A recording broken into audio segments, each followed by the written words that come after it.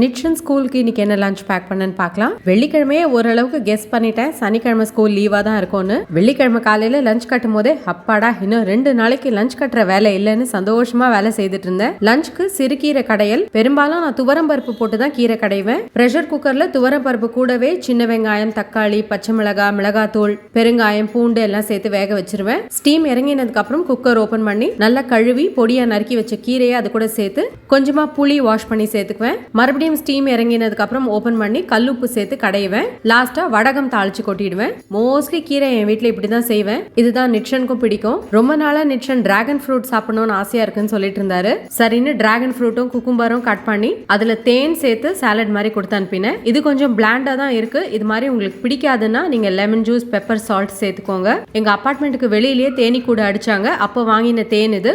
நிட்சனுடைய காலை டிஃபனுக்கு தோசை கொடுத்தாச்சு. இந்த ஷார்ட்ஸ் உங்களுக்கு பிடிச்சிருக்கும்னு நினைக்கிறேன். பாய்.